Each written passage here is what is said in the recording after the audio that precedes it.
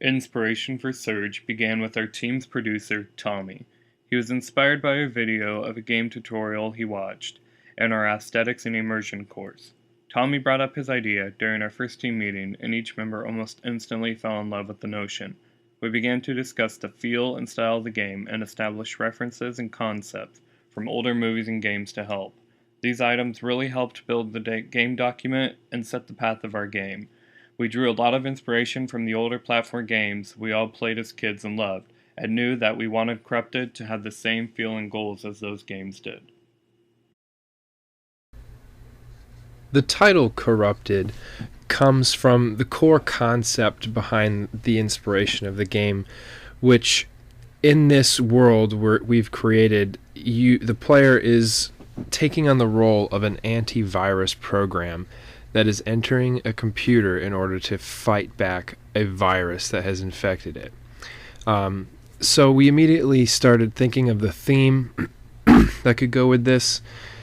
So it's going to take place in a fictitious representation of what it would be like to be inside a computer, essentially. It's going to be a very digital, very tech-like environment. It's going to feel almost like another dimension, and the story as of right now is it's a government computer that has been hacked and infected with a series of very complex computer viruses, and it's a matter of national security to try and defend against this virus, in which they activate Surge, the character, a very highly powerful antivirus to fight back against these various infections to the computer. The enemies in Corrupted are all based off of existing computer viruses. Through research, we composed a variety of viruses and selected the ones we felt would stand out and best suit each level and design. We initially began with 8 different enemies. However, with time restraints and resources available, we found it best to use only 4 of the 8 enemies. We classified these 4 into 2 basic categories: flying and ground assault. Each enemy has its own unique ability and attacks that the player must overcome and evade in order to surpass each level.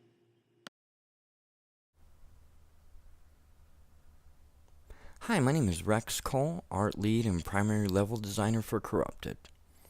As far as the overall experience, we really wanted every aspect of our game to be unique, and that included some challenges within the environment. While we knew that we wanted elements of the level to be interactive and visually stimulating, what we really needed was for it to complement the gameplay mechanics. Level elements that were timed to this music soundtrack, fully destructible platforms and objects, and area puzzles that could only be solved using the player's special abilities were some of the ways that we planned to achieve this. Although we weren't able to implement everything that we wanted the very first attempt, we did grow greatly from the knowledge that we learned during this experience.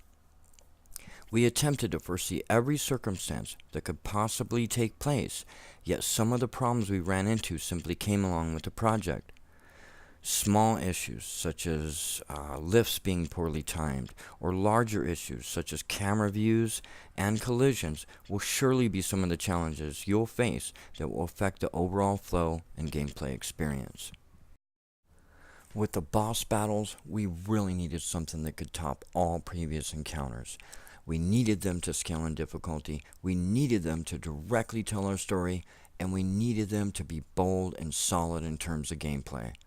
Studying concepts from legendary designers such as Shigeru Miyamoto allowed us to peer into how this could be accomplished. It gave us a direct, strong foothold on how real boss battles were developed and might be scripted, but we still face challenges as far as time and experience as a team.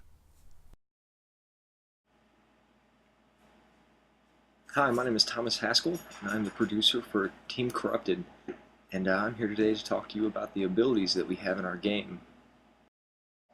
Now we have 4 separate abilities.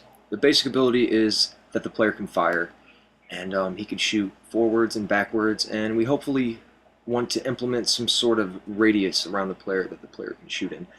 Aside from this, we have the warp ability, which is an ability that allows you to quickly teleport through objects and away from enemies, possibly to other platforms and around the map too, almost like a transport ability.